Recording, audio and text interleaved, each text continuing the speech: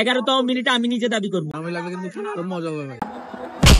কি অবস্থা তোমাদের, কেমন আছো তোমরা? আজকে আমরা চলে যাইতেছি চুয়াডাঙ্গার যাওয়ার কাহিনীটা আমি তোমাদেরকে বলি। ফেসবুকে কয়েকদিন আগে একটা অস্থির গোল ভাইরাল হয়ে গেছে, যেখানে গ্রামের লোকাল টুর্নামেন্টে মেসির মতো করে একজন গোল দিয়ে দিচ্ছে। আর এই গোলটা দেখার পরে আর এই অস্থির ক্রাউডটা দেখার পরে আমাদের মনে হলো যে ভাই, এই খেলা যদি চোখের সামনে না দেখি তাহলে ব্যাপারটা একদমই জমবে না, হবেই না। তো আমরাও সকাল সকাল এই টুর্নামেন্টের ফাইনাল দেখার উদ্দেশ্যে রওনা দিয়ে দিছি। আর যেতে যেতে যেই কথাবার্তা শুনলাম ভাই, যে মাঠে নাকি দাঁড়ানোর জায়গা নাই, আর আমরা খেলাও মিস করছি 15 মিনিট। তারপরও যারা আমাদের ইনভাইট করছে তারা আমাদেরকে এমন জায়গায় বসাইছে যাতে আমরা খেলাটা দেখতে পারি। তো মাঠের এই লাল দল হচ্ছে চুয়াডাঙ্গার মন্ডল স্পোর্টস, আর সাদা দল হচ্ছে গিয়ে কুষ্টিয়ার ওয়ান্ডার্স ক্লাব।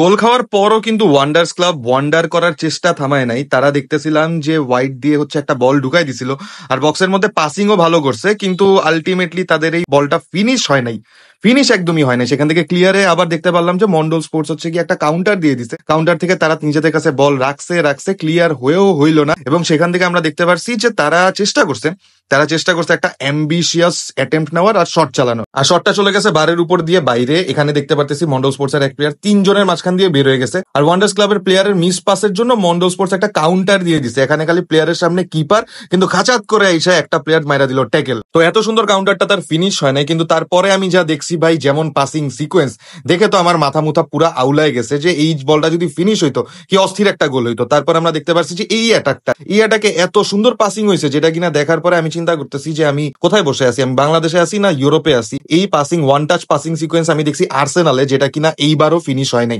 এগুলা দেখার পরে আমি বুঝতে পারলাম যে মাঠে কেন এত মানুষ, কারণ এত অস্থির ফুটবল চলতেছে। আর এখানে ফার্স্ট হাফ শেষে দুই টিমের প্লেয়াররাই রেফারির কাছে গিয়ে তাদের ফার্স্ট হাফের কমপ্লেন গুলো বলতেছে, যাতে সেকেন্ড হাফে এসে সোচ্চার থাকে। কিন্তু দেখার বিষয় এটা না, দেখার বিষয় এইটা যে মানুষ খেলা দেখার জন্য গাছে উঠে গেছে।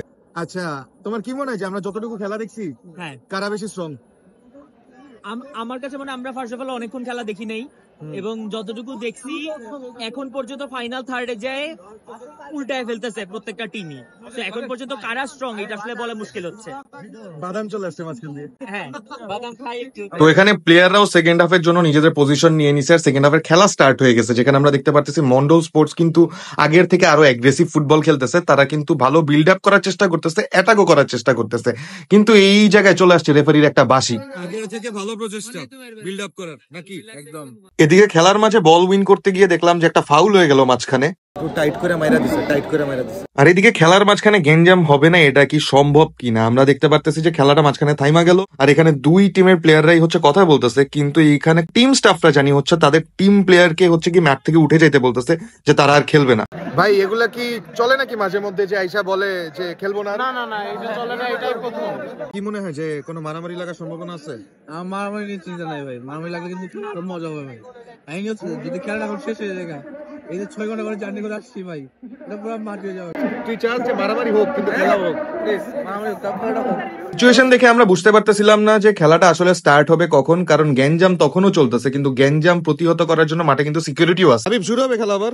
ইনশাআল্লাহ শুরু হবে। All the best, all the best. Sorry, খেলার মধ্যে একে তো গ্যাঞ্জাম, এর উপর পিচও ইনভেড হয়ে গেছে, মানে পাগলামি একদম চলে যাইতেছে একদম শীর্ষ পর্যায়ে। ভাইজান, গ্যাঞ্জামটা আসলে কি হয়েছে? এখানে হ্যান্ড হয়েছিল, রেফারি এটা ধরছিল না, দেখছিল না।